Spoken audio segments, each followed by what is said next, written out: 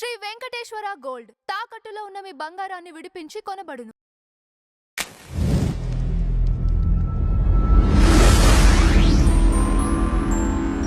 Sir, పురాతన కాలంలో కోటలు ఉండేవి. కోటలు కొన్ని కిలోమీటర్ల పరిధిలో విస్తరించుంటాయి, అవునా కదా? అవి మళ్ళీ కూడా అడవుల్లో ఉంటాయి. అలాంటి వాస్తుకి అంటే కోట వాస్తుకి మన ఇంటి వాస్తుకి ఏంటి సార్ భేదం? కోట వాస్తుకి మన ఇంటి వాస్తుకు తేడా ఏంటంటే, కోట అనేది ప్రజలకు సంబంధించిన విషయం.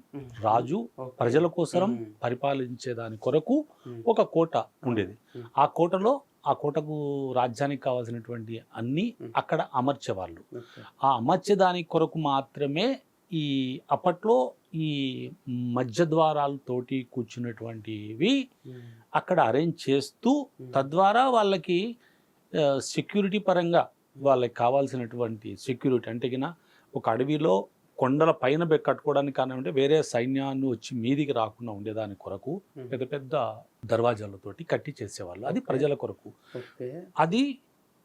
అవి ఒక వాస్తుకు సంబంధించినటువంటి ఇవి. ఈ గజాయము, భూమాయము, ఈ ఆయాలు ఏవైతే 8 రకాల ఆయాలు ఉన్నాయో ఆ ఆయాలని గజాయం వచ్చేసి ఏనుగులశాల, గుర్రపుశాల, ఇలా ప్రతిదానికి ఒక శాల ఉండేది.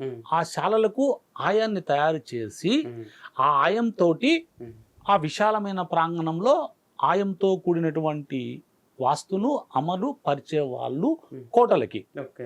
అది రాను రాను కాలక్రమేణా ఏమైందంటే, అవి ఇంటికి కూడా కాకుండా పెద్ద పెద్ద జమీందారులు, పెద్ద పెద్ద సామంత రాజులకు అలా కిందికి వచ్చింది. ఆ కిందికి వచ్చినటువంటి వాయం ఏమైందంటే, రాను రాను అవి ప్రజలకు కూడా ఆపాదించడం మొదలుపెట్టారు.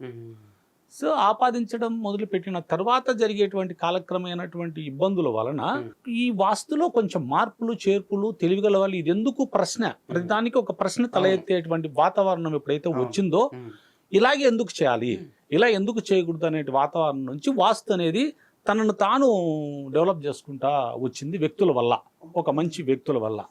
అలాంటి ఒక గొప్ప వ్యక్తులు నా దృష్టిలో చాలామంది ఉన్నారు. మన కాలంలో, మనకన్నా ముందు కాలంలో ముద్రగడ రామారావు గారు అనే వ్యక్తి మొదలు తీసుకొచ్చారు బాగా ఆధునికంగా. ఆ పాత ఆయము అనేది ఇండ్లకు కాదు కరెక్టు, రాజుల కోటలకి, సామంతరాజు కోటలకి గజాయము, ఇలాంటి అశ్వాయము, ఇలాంటివన్నీ ఈ అశ్వాలకి దీనికి సంబంధించినటువంటి ఆయాలు వేసినటివి మనకి ఇళ్ళకి తీసుకొచ్చి ఆపాదించడం వల్ల ఎక్కడ మంచి జరగకపోవడం అనే దాని వలన ఈ వాస్తు అనేది తప్పు. ఈ విధంగా ఆయం అనేది తప్పు. ఎందుకు ఆయం దానికి ఉండాల్సింది మన ఇంటికి పెట్టేదానికి లేదు. ఇప్పుడు ఒక 20 అంతస్తుల మేడ కడతాం, 20 అంతస్తుల మేడకు తగ్గట్టుగా పుట్టింగ్ చేస్తాం అంతే. కానీ ప్రతిదానికి 20 అడుగుల అంతస్తులో పుట్టింగ్ వేయాలంటే కాదు, అవసరం లేదు కదా. సో అట్లా మనం చిన్నదానికి కూడా అంత అవసరం లేదు, పెద్దదానికి అవసరం, చిన్నదానికి అవసరం లేదు అనేది మా గురువులు, నేను పరిశోధించుకొని తిరిగినటువంటి జ్ఞానాన్ని సంపాదించిన దానికి సంబంధించిన వివరణ.